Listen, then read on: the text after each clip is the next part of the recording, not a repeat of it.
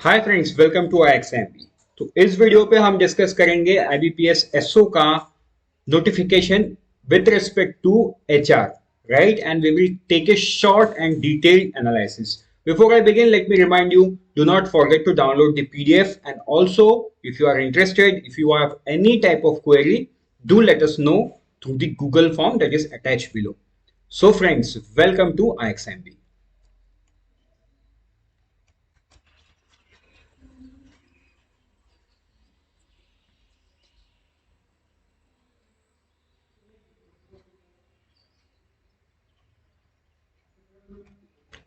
सबसे पहले देखते हैं हम important dates, right? So again let me tell you कि यहाँ पे I will not waste your time because you already know the dates, but still I thought to keep it. आप इसको एक बार फिर से देख लो सो दैट आप कोई भी डेट ना भूलो। आपको कब फॉर्म भरना है, कब डाउनलोड करना है, कब तक पेमेंट का लास्ट डेट है, everything is here, right? So let's move forward and let's see the vacancy. सो अगर हम वैकेंसी की बात करें तो वैकेंसी यहाँ पे देखो 61 है। Yes, compare to the last year notification ये बहुत कम है। But on the other hand आप देख सकते हो कई सारे बैंक जो है ना वो NR मतलब नॉट रिपोर्टेड है अभी भी। सो आपने शायद कुछ दिन पहले सेंट्रल बैंक ऑफ इंडिया का देखा था कि सेंट्रल बैंक ऑफ इंडिया ने बोला था 1500 PO वो लेंगे। तो देखो उन्होंने रिपोर्ट किया है, बट कई जगह पे सेंट्रल बैंक ऑफ इंडिया अभी तक रिपोर्ट नहीं किए हैं, for example marketing, right? So वो तो बात की बात है। Let us see the detail analysis of HR। तो देखो जो NR है इसका मतलब ये नहीं है कि इन बैंकों में कोई वैकेंसी नहीं है, right? This does mean that they have not reported to IBPS, but they can report।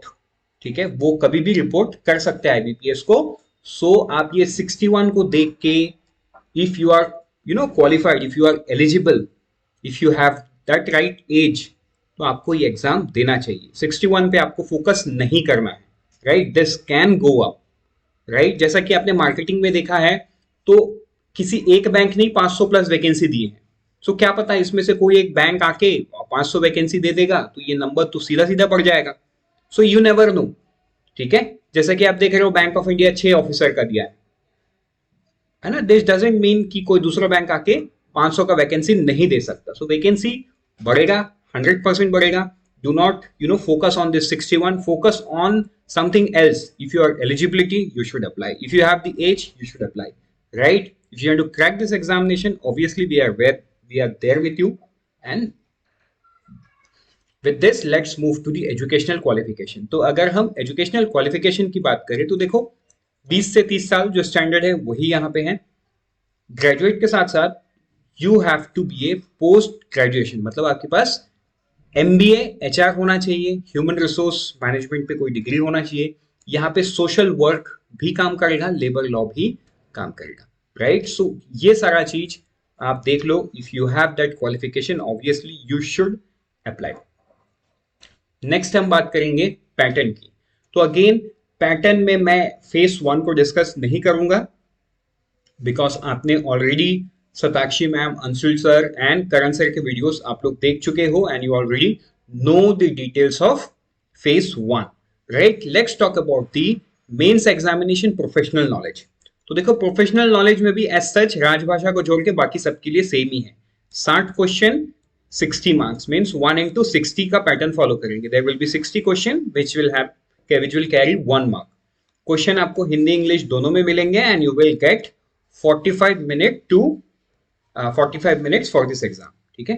तो ये सारा चीज आपको ध्यान देना है। अब हम बात करते हैं प्रोफेशनल नॉलेज में अगर सिलेबस की। तो देखो ब्रॉड टर्म्स में जो सिलेबस है ना वो ये है, ह्यूमन रिसोर्स डेवलपमेंट। मतलब यहाँ पे बहुत सारा चीज आ जाएगा, एवोल्यूशन आ जाएगा, इंट्रोडक्शन आ जाएगा, ठीक है? तो human resource development and why it is necessary, ये वाले पार्ट में कवर होगा। इसके बाद business policy and strategic analysis.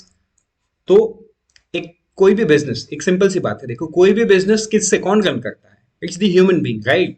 So managing right human, मतलब सिंपल बात है, putting right person into the right job is the primary job of human resource department of any organisation. यहां तो हम बैंक पर्सपेक्टिव से बात कर रहे हैं, तो वो सारा चीज इस पे आ जाएगा। Transaction analysis, right?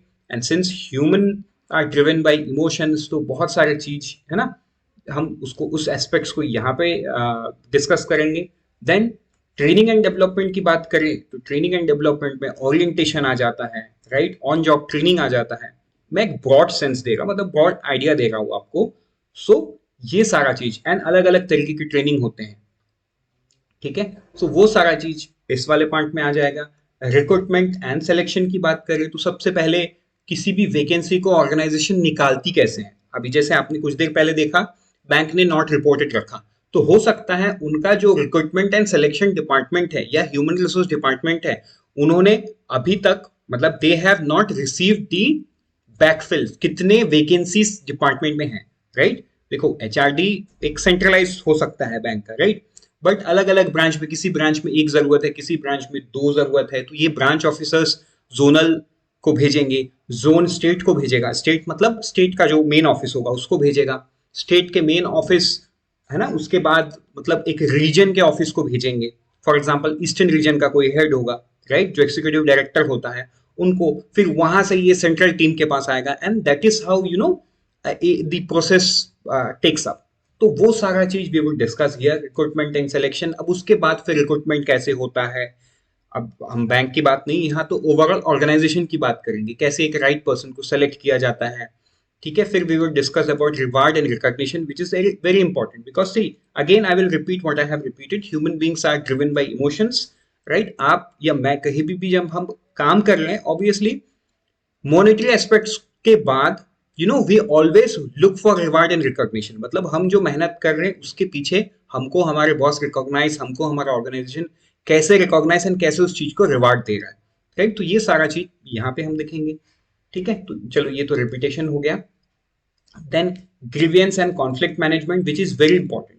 देखो एक ऑर्गेनाइजेशन में बहुत सारे लोग काम करते हैं, राइट, मान के चलो मैं और आप एक ऑर्गेनाइजेशन में काम कर रहे हैं, एंड ऐसा हो सकता है कि आप और मैं किसी भी एक बात को लेके झगड़ पड़े, या हमारे बीच में वो ये आ गया, मतलब आपने जो बोल रहे हैं मैं एग्री नहीं कर रहा हूं, मैं जो बोल रहा हूं आप नहीं एग्री कर रहे, so there has to be someone who should manage this thing, right. So that is called conflict management, that is called grievance. Grievance मतलब मुझे किसी चीज में लेके परेशानी है टुवर्ड्स माय ऑर्गेनाइजेशन। आप किसी बैंक में काम कर रहे हो या आप किसी एक्सवाइजेड ऑर्गेनाइजेशन में काम कर रहे हो, राइट, आपके फॉर्म 16 में मान के चलो कुछ गलत है, तो आप किसके पास जाओगे, right. So you will go to the grievance handling team of your company, right. तो वैसा ही, so all those things comes under the human resource development preview या डिपार्टमेंट प्रीव्यू, ठीक है। देन आता है performance management and appraisals which is very important. आप साल भर काम करते हो, you put all your best effort, at the end you know your manager recognize you, your manager, आप प्रमोशन का सोच सकते हो, आप अप्रेजल का सोच सकते हो, नाउ ये आपके सोचने से नहीं होगा, right. So there is a process, so वो सारा प्रोसेस हम यहाँ पे समझेंगे, परफॉर्मेंस मैनेजमेंट एंड अप्रेजल्स की, इस पे क्या क्या स्टेप्स इन्वॉल्व है। सो ये था एक ब्रॉड टर्म्स में आपका syllabus, but obviously if you want the detail syllabus आप हमारे वेबसाइट पे जाओ, वहां पे तो पूरा सिलेबस डिटेल पे लिखा हुआ है। You know with this we are done, but obviously before I say good bye, मैं आपको कुछ चीज याद दिलाना चाहता हूं कि unfold your potential with IXMB, और you know we are coming with a special change, and this is something new that we are bringing in IXMB. So do wait till Monday when we reveal you know what changes we are coming in. Till then, thank you and all the best. Let's meet in some other lecture. Prepare 50% faster with IXMB.